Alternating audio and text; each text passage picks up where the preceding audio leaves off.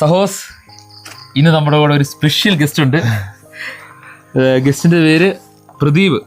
പ്രദീപ്, നിങ്ങൾ ഒരു വീഡിയോ നമ്മൾ കണ്ടിട്ടുണ്ട് പ്രദീപിനെ, അല്ലേ? ഒരു വീഡിയോ നമ്മൾ ചെയ്തായിരുന്നു നമ്മുടെ ജോസ്ഗിരിയിലുള്ള ക്യാമ്പിന്റെ. അപ്പോൾ പലരും എന്നോട് ചോദിച്ചു, അച്ഛാ ആരാണത്, ആ ആരാണ്, ഇങ്ങനെയൊക്കെ കാര്യങ്ങൾ എന്നോട് ചോദിച്ചു. അപ്പോൾ നിങ്ങൾ പ്രദീപിന്റെ ജീവിതത്തെക്കുറിച്ചൊക്കെ ഒന്ന് ഷെയർ ചെയ്യണമെന്ന് എനിക്ക് തോന്നി. അതുകൊണ്ട് ചെറിയൊരു വീഡിയോ നമ്മൾ ചെയ്യുന്നതാണ്. നമ്മൾ തുടക്കത്തിൽ തന്നെ ഞാൻ പ്രദീപ് എന്ന പേര് പറഞ്ഞു. പ്രദീപിന്റെ മുഴുവൻ പേര് എനിക്ക് പറയാൻ പറ്റാത്തതുകൊണ്ടാണ് ഞാൻ ഇതിനെ ഒതുക്കിയത്, പ്രദീപെന്ന് ഒതുക്കിയത്. പ്രദീപേ, സത്യത്തിൽ യഥാർത്ഥത്തിൽ എന്താ പേര്?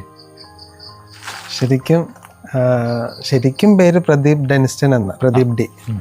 പിന്നെ കുറച്ച് നാള് സെമിനാരിയിലായിരുന്നു. അപ്പോൾ നമുക്കൊരു വിശുദ്ധനെ തരുമല്ലോ, അപ്പോൾ വിശുദ്ധൻ്റെ പേര് നമ്മുടെ കൂടെ ചേർക്കും. അപ്പോൾ ഞാനെടുത്തത് ശരിക്കും കൊച്ചുത്രേസി ആയിരുന്നു. അപ്പോൾ കൊച്ചുത്രേസിയുടെ ഫുൾ നെയിം എൻ്റെ പേരിൻ്റെ കൂടെ ആഡ് ചെയ്തപ്പോൾ അത് കുറച്ച് ലെങ്ത് ആയിപ്പോയി. അതൊന്ന് പറഞ്ഞേ.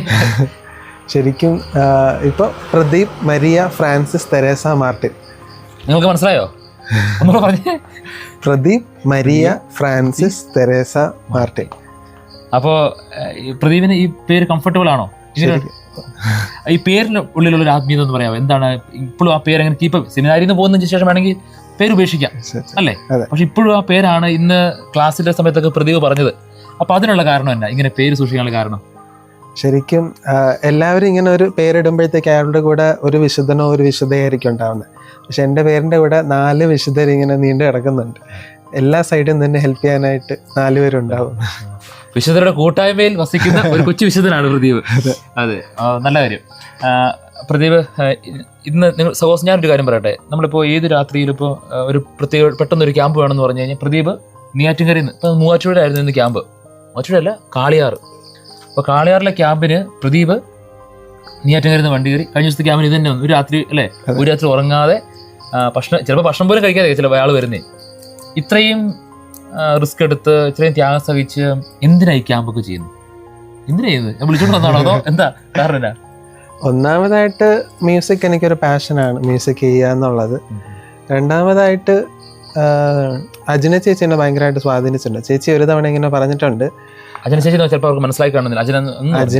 അജിന എന്ന് പറഞ്ഞാൽ ശരിക്കും ചേച്ചി ഒരു GC യൂത്താണ്. എറണാകുളത്ത് വൈറ്റ്ലയിൽ ആണ് ചേച്ചി താമസിക്കുന്നത്. ചേച്ചി മരിക്കുന്നവരെ, ചേച്ചി ഇന്നില്ല, ശരിക്കും ക്യാൻസർ ബാധിച്ച് നമ്മളെല്ലാം വിട്ടുപോയി. പക്ഷേ ചേച്ചി മരിക്കുന്നവരെയും, ചേച്ചി ഈവൻ മരിക്കുന്നതിൻ്റെ അന്ന് വരെ പോലും ICUവിൽ കിടക്കുമ്പോൾ പോലും ചേച്ചിയുടെ വികാരിയച്ഛനോട് പറഞ്ഞൊരു കാര്യമുണ്ട്, അച്ഛൻ ഞാൻ മരിക്കുന്നവരെ എനിക്ക് ഈശോയെ വേണം. ചേച്ചിക്ക് നടക്കുമ്പോൾ ശരിക്കും വെച്ചാൽ ഇങ്ങനെ നമ്മൾ ആണികൾ നിവർത്തി വെച്ചിട്ട് ആണിയുടെ പുറത്തൂടെ ഇങ്ങനെ നടക്കില്ലേ, അത്രയ്ക്ക് പെയിനാണ്. പക്ഷേ ആ സമയത്ത് പോലും ചേച്ചി നടന്ന് പൊള്ളി പോകുമായിരുന്നു. അപ്പോൾ ചേച്ചി ഒരു വീഡിയോയിൽ പറഞ്ഞ എങ്ങനെയാണ്, എനിക്ക് കിട്ടിയ ഈശോയെ എനിക്ക് എല്ലാവർക്കും കൊടുക്കണം. ആ ഒരു വാക്ക് എന്നെ ഭയങ്കരമായിട്ട് സ്വാധീനിച്ചിട്ടുണ്ട്. അപ്പോൾ ശരിക്കും ഈശോ ഇന്ന് നമ്മുടെ എല്ലാവരും കുറേ ഈ തലമുറ ഇങ്ങനെ ആയിപ്പോയി, അവർ ഒന്നും കൊള്ളാത്തവരാണെന്നൊക്കെ ഇങ്ങനെ പറയുന്നുണ്ട്. ശരിക്കും അവർക്ക് കിട്ടാനുള്ളത് കിട്ടാത്തത് കൊണ്ടായിരിക്കും അവരിങ്ങനെ നടക്കുന്നില്ലേ. അപ്പോൾ എനിക്കെന്തായാലും ഈ അജിന ചേച്ചി വഴിയും അച്ഛന്മാർ വഴിയും ഒക്കെ ഈശോയെ കിട്ടിയിട്ടുണ്ട്. അപ്പോൾ എനിക്ക് കിട്ടിയ ഈശോയെ മറ്റൊരാൾക്ക് കൊടുക്കാൻ പറ്റണം. ശരിക്കും അച്ഛൻ തരുന്നത് ഈ ഓരോന്നും അതിനുള്ള അവസരങ്ങളായിട്ടാണ് ഞാൻ കാണുന്നത്. അതെ, അല്ല, നമുക്ക് ലഭിച്ച ഈശോയെ മറ്റുള്ളവർക്ക് പകർന്നു കൊടുക്കുകയാണ് പ്രദീപ് സഹോ ചെയ്യുന്നത്. ഈ സഹോ പ്രദീപ് പലപ്പോഴും ദിവ്യകാരുണ്യത്തെ കുറിച്ച് ക്ലാസ് എടുക്കാൻ, അല്ലേ, വളരെ താല്പര്യം തോന്നിയിട്ടുണ്ട്. അങ്ങനെ എന്നോട് പറയുകയും ചെയ്തിട്ടുണ്ട്. അതിനുള്ള കാരണം എന്നാ? ദിവ്യകാരുണ്യം ഏറ്റവും കൂടുതൽ എന്തിനാണ് അത്? എനിക്ക് തോന്നുന്നു, എനിക്ക് പ്രദീപ് പരമാവധി വിശുദ്ധ കുർബാനയിൽ പങ്കെടുക്കുന്ന ഒരാളാണ്, അല്ലെ? അതിനൊരു നമ്മുടെ ആശ്രമത്തിൽ നിന്ന് കിടന്നാലും രാത്രി മുഴുവൻ യാത്ര ക്ഷീണിച്ച് വരുമായിരിക്കും. രാവിലെ അച്ഛൻ ചോദിക്കും, അച്ഛൻ എവിടെ കുർബാന ഉണ്ടെന്ന് എന്നോട് ചോദിക്കുന്നത്. അപ്പോൾ അത്രമാത്രം ഒരു കമ്മിറ്റ്മെന്റ് ഉണ്ട് വിശുദ്ധ കുർബാന സ്വീകരിക്കുന്നതിലും പങ്കെടുക്കുന്നതിലും. ശരി, അതിനുള്ള ഒരു ഇൻസ്പിറേഷൻ എന്താ? ഇപ്പോൾ പലരും ഇപ്പോൾ കുർബാന ലെങ്തിയാണ്, കുർബാന ഡ്രൈ ആണ്, കുർബാന പങ്കെടുക്കാൻ തോന്നുന്നില്ല എന്നൊക്കെ പലരും പറയുന്നുണ്ട്. What you feel? ശരിക്കും എൻ്റെ 2 കാലഘട്ടമുണ്ട് അച്ഛാ. ഒന്ന് കുർബാന മുടങ്ങാതെ പോയിക്കൊണ്ടിരുന്ന ഒരു കാലഘട്ടം, ഒന്ന് കുർബാനയ്ക്ക് ഞായറാഴ്ച മാത്രം പോയി വരുന്നു, അങ്ങനെ ഒരു കാലഘട്ടം. രണ്ടിലും എൻ്റെ ലൈഫിൽ വന്നിട്ട് ഒത്തിരിയധികം മാറ്റം സംഭവിച്ചിട്ടുണ്ട്. ഞാൻ കുർബാന മുടക്കി അങ്ങനെ ഏതാണ്ട് ഞായറാഴ്ച മാത്രം പള്ളിയിൽ പോയിരുന്നു. അപ്പോൾ ഞാനൊരു നോർമൽ ഇങ്ങനെ പോകുന്നുണ്ടായിരുന്നു. ശരിക്കും പഠിക്കാനൊന്നും വലിയ ആഗ്രഹമില്ല, ഇങ്ങനെ പോകുന്ന എൻ്റെ 10ാം ക്ലാസ് വരെ. അപ്പോൾ ഇങ്ങനെ ഞായറാഴ്ച മാത്രം പള്ളിയിൽ പോകുന്ന ഒരു കുട്ടിയായിരുന്നു. അപ്പോൾ പഠിക്കാനൊന്നും വലിയ മെച്ചമില്ല, എല്ലാവരും പഠിക്കാൻ കഴിവില്ലാത്ത ഒരാളെന്ന് പറയുന്നു.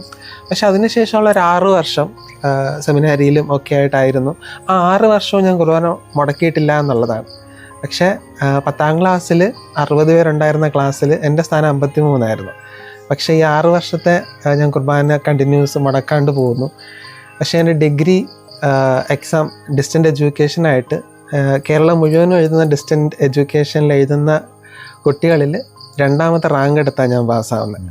അപ്പോൾ ഒന്നുമില്ലാത്തടത്തുനിന്ന് ഈ ഒരു ലെവലിലോട്ട് എന്നെ എത്തിച്ചിട്ടുണ്ടെങ്കിൽ അത് മുടങ്ങാതെയുള്ള എൻ്റെ പരിശുദ്ധ കുർബാനയാണെന്ന് ഞാൻ ഇന്നും വിശ്വസിക്കുന്നു.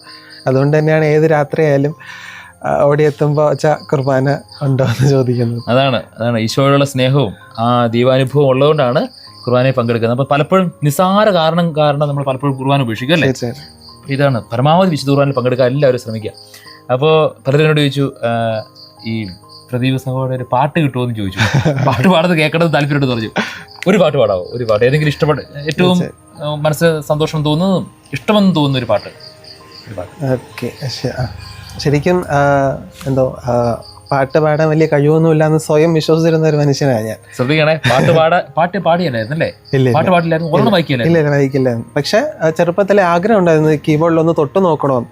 ഞാൻ ആഗ്രഹം കർത്താവിനോട് പറഞ്ഞിട്ടാണ്, കർത്താവ് എനിക്കൊരു കീബോർഡിൽ ജസ്റ്റ് ഒന്ന് ഇങ്ങനെ തൊട്ട് നോക്കാനെങ്കിലും നീ ഒന്ന് ഹെൽപ്പ് ചെയ്യുമോ എന്ന്. പള്ളി തിരുനാളുകൾക്ക് ഇങ്ങനെ കീബോർഡുമായിട്ടൊരു ചേട്ടൻ വരും. അപ്പോഴൊക്കെ ഭയങ്കര ആഗ്രഹം അതിൽ പോയി ഇങ്ങനെ തൊട്ട് നോക്കിയത് എങ്ങനെയാണെന്നുള്ളത്. പക്ഷെ വീട്ടിലെ സാഹചര്യം വെച്ചിട്ട് അങ്ങനെ കീബോർഡ് പഠിക്കുക എന്നുള്ളതൊന്നും പോസിബിൾ ആയിരുന്നില്ല ശരിക്കും അന്നത്തെ കാലത്ത്. അപ്പോൾ ഞാൻ എപ്പോഴും എൻ്റെ ഈശോയോട് പറഞ്ഞൊരാഗ്രഹം, കഴിഞ്ഞ ദിവസം ഒരു കോളേജിൽ ക്ലാസ് എടുക്കാനായിട്ട് ഇങ്ങനെ പോകുമായിരുന്നു. അപ്പോൾ ടോപ്പിക് ഇങ്ങനെയാണ്, കർത്താവ് തന്ന അനുഗ്രഹങ്ങൾ എന്തൊക്കെയാണ്. അപ്പോൾ ഞാൻ ആ സെഷന് വേണ്ടി പ്രിപ്പയർ ചെയ്യാൻ എൻ്റെ റൂമിൽ ഇരിക്കുമ്പോൾ ഒരു വശത്ത് കീബോർഡ്, ഒരു വശത്ത് ഗിത്താർ, ഒരു വശത്ത് ഫ്ലൂട്ട്, ഒരു വശത്ത് പാഡ്, ഇതെല്ലാം ഇരിക്കുന്നുണ്ട്.